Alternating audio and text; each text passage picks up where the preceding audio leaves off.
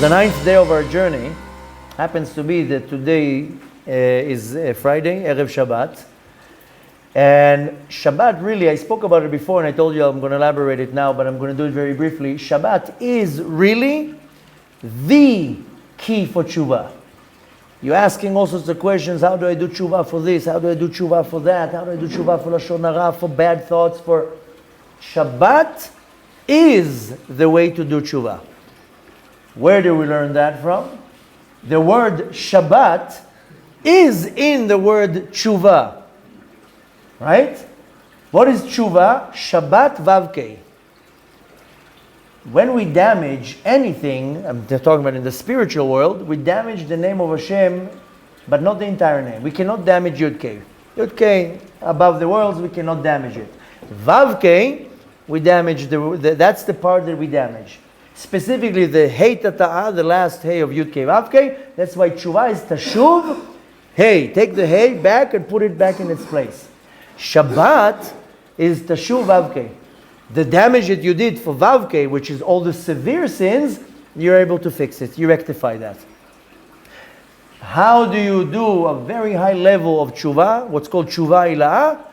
Observe Shabbat. Thank you very much. You are a wonderful audience. That's what it says. Here it's like where the applause have to come, right? Then we close the video. That's it. You want to do tshuva? Observe Shabbat. Keep Shabbat, but fully. So it means that you have to prepare prior to Shabbat. Prepare your food, prepare your clothes, prepare your bed, prepare everything that is muktzeh, put it away. Anything that you need to put on a timer, put on a timer. Prepare everything.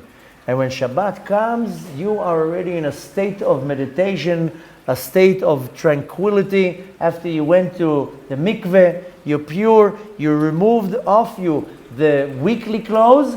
That's the Ari HaKadosh explained, why do we change clothes before Shabbat?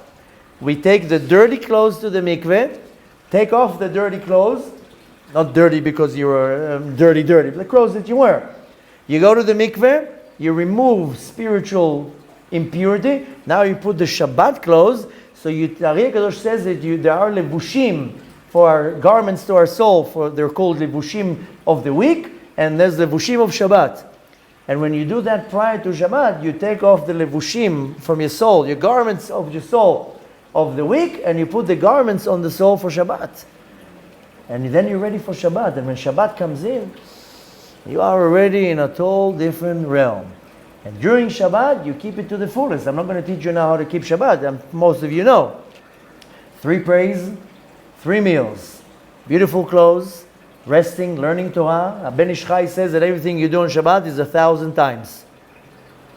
Everything you do on Shabbat is like 1,000 times what you did throughout the week. You read 1 chapter of Tehillim on Shabbat, it's like as if you read 1,000 during the week.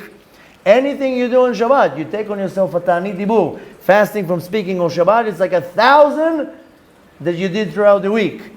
Everything that you do on Shabbat. Like 1,000 fasts. So Shabbat has to be fast for the speaking, not the talking. Ta'anit Dibur. Shabbat, you not only can, you should. Even if you have kids, so they're not going to listen to you. So you're not going to scream at them on Shabbat. You're just going to be like, ooh! But nevertheless, what we want to take from that, since we are on the path of tshuva, is to understand that a very high level of tshuva, what is called Shabbat, tshuva ila'ah. I will teach on Shabbat ila'ah, what the Zohar says between Shabbat atah and Shabbat ila'ah. Like Rabbi Shimon Bar Yochai explains that it's the same Shabbat, but nevertheless, of much higher level. This is Mekor HaBeracha, the source of blessing. So obviously, it's also the source to do tshuva. When a person wants to reach a very high level of tshuva, then one should observe Shabbat to the fullest. What it requires from you is throughout the week, from now and on, for the rest of your life, is to learn by yourself or in a group or in a class all the laws of Shabbat, that you're not going to desecrate Shabbat even by mistake. And if you're not sure, then ask. And there are many laws when it comes to the 39 melachot that we're not allowed to do. Then there are many laws in that. Learn them. And what you don't do, don't be embarrassed. Ask. But cherish the Shabbat. Don't sleep all the entire Shabbat. Don't talk business. Don't sit in a moshav leitzim, in a group of people that talk lashon hara and jokes. Enjoy the Shabbat, play the Shabbat, find time to learn Torah, pray on time. Don't go and pray in minyanim, 11 o'clock in the afternoon, they pray. I don't understand who can allow such a thing. Instead praying in the middle of the day. Pray in the morning. And make sure that the Shabbat is perfect from the beginning till the end. What you eat, what you say, what you think, how you sleep, what you dress. And that is by default. You don't have to do much.